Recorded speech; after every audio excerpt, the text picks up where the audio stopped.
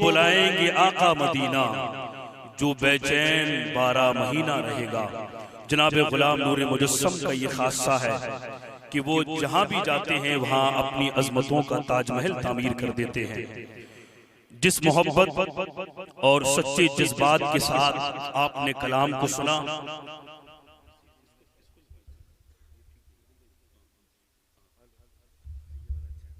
سبحان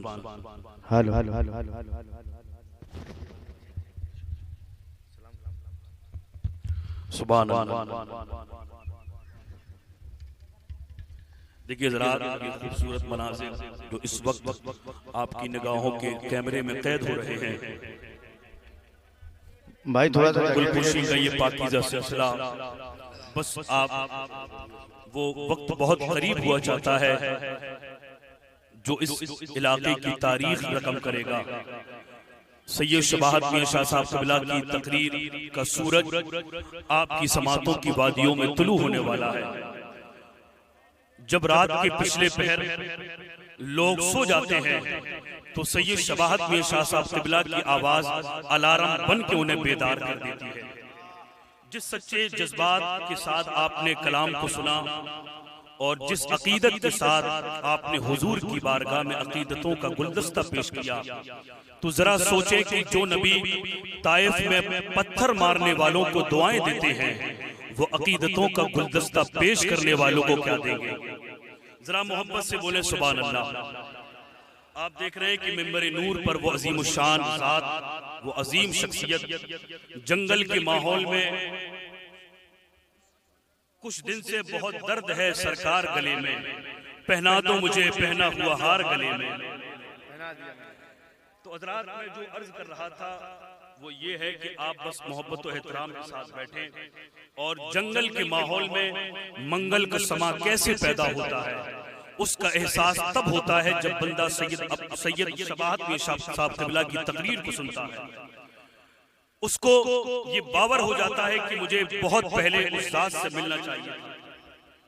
مجھے یقین ہے اور جہاں تک میرا خیال ہے کہ مجھ سے زیادہ آپ لوگوں نے سید صاحب کو سنا ہوگا۔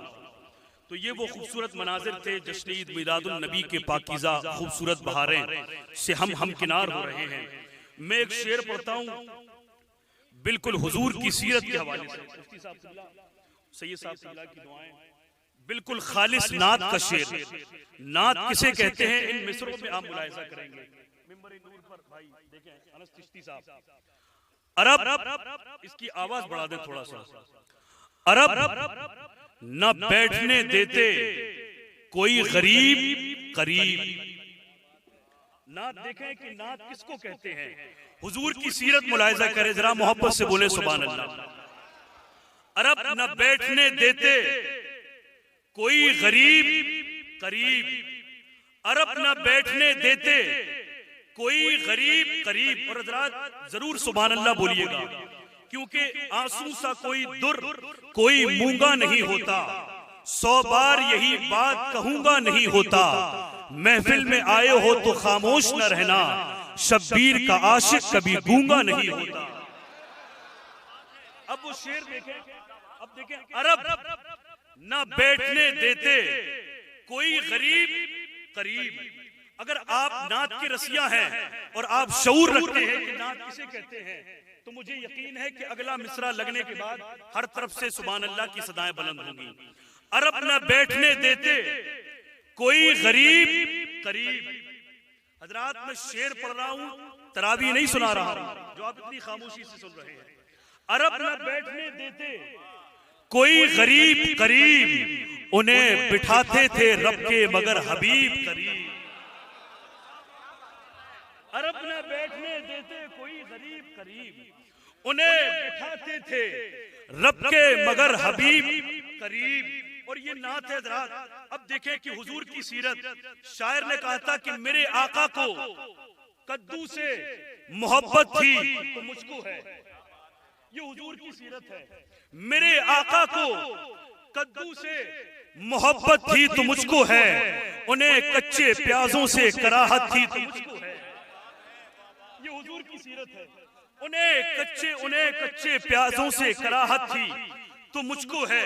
اب جب یہاں کدو کا ذکر ہوا تو شاعر نے کہا کہ حضور کو لوکی بھی پسند تھی. حضور کی یہ بھی سیرت ہے.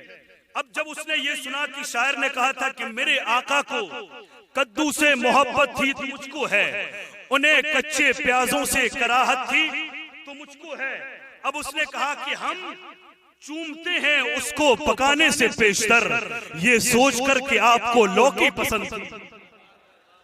ہم چومتے ہیں اس کو پکانے سے پیشتر, یہ سوچ کر کہ آپ کو لوکی پسند تھی. یہ حضور کی سیرت ہے, یہ نعت ہے. اب ایک شعر اس میں اور باقی رہ گیا تھا, اگر آپ اجازت دیں تو آپ تک پہنچا دیا جائے. اجازت ہے تو ذرا محبت سے بولے سبحان اللہ. عرب نہ بیٹھنے دیتے کوئی غریب قریب, انہیں بٹھاتے تھے رب کے مگر حبیب قریب. حبیب قریب ہوائے شہر مدینہ ہمیں بتاتی ہے خلد اور مدینہ بہت قریب قریب. ہوائے شہر مدینہ ہمیں بتاتی ہے خلد اور مدینہ بہت قریب قریب, ہے خلد اور مدینہ بہت قریب قریب. بہت بہت شکریہ حضرات. تقریر مقرر کی زندگی بھر کے علم کا نچوڑ ہے, جو ہاتھوں کی لکیروں سے زیادہ الجھی ہوئی زندگی کا توڑ ہے. تقریر حالات سدھارنے کی ایک ترکیب ہے.